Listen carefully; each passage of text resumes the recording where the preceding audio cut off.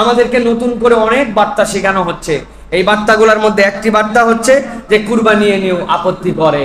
মুশফিকুর রহিমের কথা এর আগে বলেছি, বাংলাদেশের ক্রিকেটার, উনি কুরবানি করার পরে ওনার অস্ত্রটা হাতে নিয়ে এরপরে বলছেন আল্লাহর জন্য আজকে কুরবানি দিলাম। এটা ফেসবুকে দিছে, ফেসবুকের কমিউনিটি রেস্ট্রিকশনে চলে আসছে, পুরা দেশব্যাপী তোলপাড়। এটার দ্বারা একটা অমানবিক কাজের তিনি জিনিস করলেন, কিন্তু এটা দেখাবেন কেন? আমাদের সমাজ সেকুলার হতে হতে এত দূর পর্যন্ত আপডেট হয়েছে, এত দূর পর্যন্ত সাহসী হয়েছে যে মুসলমানদের কুরবানির বিধান নিয়ে, মুসলমানদের অন্যান্য ইবাদত নিয়ে তারা নানান ধরনের কথা বলে। আল্লাহ রাব্বুল আলামিন এদেরকে হেদায়েত দেখ, আর আমাদের কমিউনিটিকে এই সকল ফিতনা থেকে বেঁচে থাকার মতো তৌফিক দান করুন।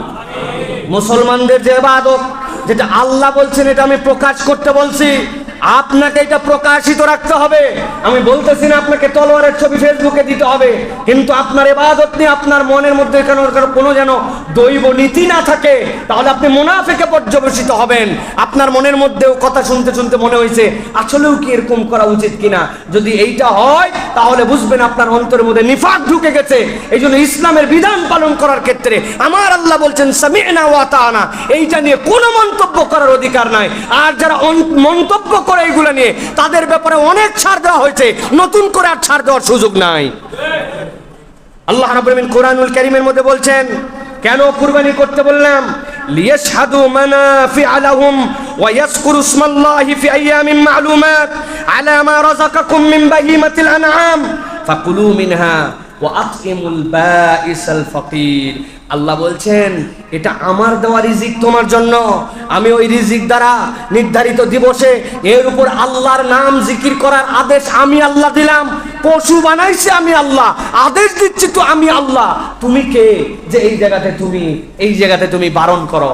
আমরা মুসলমানরা বিসমিল্লাহি আল্লাহু আকবার এইটুকু বলে জবেহ করি, আমাদের পশু হালাল হয়ে যায়। আর আমার পাশেই একজন আল্লাহ মানে না, রসুল মানে না, ইসলাম মানে না, ঈমান থেকে দূরে, সেই লোক জবেহ করলে আমরা বলি যে আমাদের এই জবে খাওয়া যাবে না। কখনো ভেবে দেখছেন কারণ কি ভাই? কোন একটা অমুসলিম যদি বিসমিল্লাহি আল্লাহু আকবার বলে জবেহ করে, সে অমুসলিম কিন্তু বলছে বিসমিল্লাহি আল্লাহু আকবার, সেও জবাই করলো, যা যা তরিকা আছে। আমারটা বিসমিল্লাহি আল্লাহু আকবার এইটুক বললে হালাল হয়, আর ও জবাই করার পর হালাল হয় না কেন? কারণ ক্লিয়ার, আমি আল্লাহ রাব্বুল আলামিনের চোর বান্দা নয়, আর সে হচ্ছে চোর। চোর মানে কি? আল্লাহ আমাকে এই রিজিক দিয়েছেন, আমি স্বীকার করে নিছি এটা আল্লাহর দেওয়া, তিনি রব, অতএব তার নামে জবাই করতেছি, আমি চোর না, আমার জন্য হালাল। আর সে আল্লাহর দেওয়া রিজিক স্বীকার করে না রব্বুল আলামিনকে, সুতরাং মালিকের পশু সে অন্যায়ভাবে জবাই করতেছে, এই জন্য সে চোর। তারটা আমার জবাই গ্রহণও করা যাবে না, আল্লাহর কাছে কবুল হবে না। সিম্পলি এইটুকু পার্থক্য কেবল। আল্লাহু আকবার, আমার রব বড়, তিনি আমাকে দিছেন। এখন এই মাসালাতে ঘুরায়া ফিরায়া আপনাকে যারা বুঝ দিচ্ছে কুরবানির পশু এত পরিমাণ প্রাণীকে হত্যা করে ফেলা হচ্ছে, বেকুবের দল জানে না যে রব্বুল আলামিন এর দ্বারা সার্কেল অফ দ্য ওয়ার্ল্ডকে ঠিক রেখেছেন। কুত্তা তো কেউ জবাই করে না আমাদের দেশে, তাতে তো প্রত্যেক জায়গায় কুত্তাতে গিজগিজ করে ফেলার কথা, কারণ ওর তো 5-6টা করে বাচ্চা হয়, কিন্তু কুত্তার বাচ্চা কোথায়? আর প্রত্যেক দিন কয়েক কোটি কয়েক লক্ষ ছাগল খেয়ে ফেলে বাংলাদেশে। কোনোদিন তো কোনো বিয়ের অনুষ্ঠানে আকাল পড়লো না যে ছাগল পাইলাম না জন্য আমাদের বিয়ে আটকে আছে। বুঝেন না এগুলা? এটা আল্লাহ রাব্বুল আমিনের দেওয়া নিয়ামত। এই জন্য প্রিয় ভাইরা, সুতরাং এই যে বিশ্বের বড় একটা বাজার, বিশ্বের চামড়ার বাজার, বিশ্বের মানুষের জন্য যে দারিদ্র বিমোচন মানুষজন পশুপালন করে, এগুলো সবগুলা কুরবানির সার্কেলের সাথে জড়িত। যত বেশি কুরবানি হবে তত বেশি দরিদ্র বিমোচন হবে, তত বেশি মানুষ বেনিফিটেড হবে। এটা রব্বুল আলামিন কর্তৃক নির্ধারিত। ওই বেকিবুর দল সুন্দর করে অনেক কিছুই বলে কিন্তু বোঝে না। ডক্টর মোহাম্মদ শহীদুল্লাহ ইন্ডিয়ায় গেছেন, ওনার অনেক ভাষাতাত্ত্বিক ছাত্র ছিল।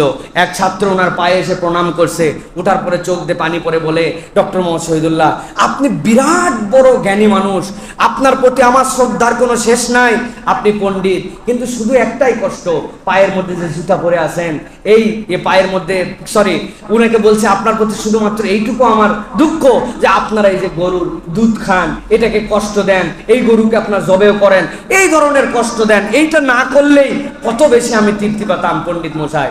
ডক্টর মোহাম্মদ শহীদুল্লাহ তাকে তখন উত্তর দিয়েছিলেন, তার জীবনীর মধ্যে আছে যে বাবা আমরা তো তাও সম্মান করে মুখ দিয়ে খাই, আমরা তো সম্মান করে তাও মুখ দিয়ে তার গোশত আহার করি, কিন্তু তুমি যে মহব্বত করো, তুমি তো তার চামড়া দিয়ে জুতা বানায় তুমি পায়ে পরে ঘুরে বেড়াও, তো তোমার পায়ের জুতার থেকে তো মর্যাদার দিকে আমরা উপরে রাখছি। অতএব আগে আকল খাটাও, নিজের বিবেক খাটাও। রব্বুল আলামিন যেটা আপনার জন্য দিয়েছেন এটা রব্বুল আলামিনের পক্ষ থেকে নিয়ামত। আগে মানুষ এত প্রমাণ দিতে পারতো না, এখন না পুরা দুনিয়া প্রমাণিত হয়ে গেছে। যারা জীব হত্যা মহাপাপ বলে, ব্যাকটেরিয়া, আপনি বলতেছেন সকালবেলা আমি রুটি খাই, কি দিয়ে খাই? ভেজিটেবল দিয়ে খাই। আপনার রুটি ফুলে কেমনে? আপনার ওর মধ্যে জীবাশ্মকে আপনি ধ্বংস না করলে, আপনার ওর মধ্যে রুটি ফুলানোর ব্যাকটেরিয়া না ঢুকলে আপনার তো রুটি ফুলবে না। তাহলে আপনি ওখানে না দেখেও হত্যা করছেন। আগে মানুষকে বুঝতে দেওয়া কঠিন ছিল। যত মডার্ন আসতেছে, আধুনিক হচ্ছে, ইসলামের বিধিবিধান তত মানুষের কাছে পরিষ্কার হচ্ছে, ঠিক কিনা? বেটা তুমি প্রতি পদে পদে এগুলো ধ্বংস করো, তুমি জানোই না। সুন্দর করে কেক বানায় খায়, কেকের ডো ফোলে কেমনে? কেমনে এটা ফোলে? এটা কি দিয়ে আপনি ফুলান? আপনি কেমনে এই জায়গায় কত কোটি কোটি প্রাণ এই জায়গায় আপনি ধ্বংস করে দেন, আপনি জানেনই না। তা আপনি কেমনে বলতেছেন যে জীব হত্যা মহাপাপ? এটা ধান্দাবাদ। যেগুলো জীব হত্যা মহাপাপ বলেছে এরা এত বড় নরাধম যে এরা বলে যে গরু ছাগল মারা যায় নাই, কিন্তু এরা মুসলমানদেরকে কচু কাটা করে হত্যা করেছে। মুসলমানকে এরা জীবের মধ্যেও ধরে না। অতএব তোমাদের ধান্দামো আর ভণ্ডামো এগুলো আমাদের কাছে পরিষ্কার হয়ে গেছে, ঠিক কিনা? প্রিয় ভাইরা, আল্লাহ রাব্বুল আলামিন এই জন্য বলছেন ওয়ালিকুল্লি উম্মাতিন জাআলনা মানসাকা লিয়াজকুরু ইসমাল্লাহি আলা মা রাযাকাকুম মিন বাহিমাতিল আনাম। তোমাদেরকে যে বাহিমাতুল আনাম দিলাম, প্রত্যেক কওমের জন্য আল্লাহ রাব্বুল আলামিন তাদের যে জবেহের স্থান, তাদের যে উৎসর্গের জায়গা আল্লাহ জানায় রাখছিলেন প্রত্যেক উম্মতের। উম্মতে মুহাম্মাদি তোমাদের জন্য আনন্দের দিবস হচ্ছে এইটা। আল্লাহ বলছেন কেবল তুমিই খাবে না, ওয়াতিমুল বাইসাল ফাকির। আল্লাহ বলছেন দুস্থ ফকির তাদের জন্য তোমার খাওয়ার অ্যারেঞ্জের মধ্যে করে দেওয়া হয়েছে। সুবহানাল্লাহ ওয়া বিহামদিহি।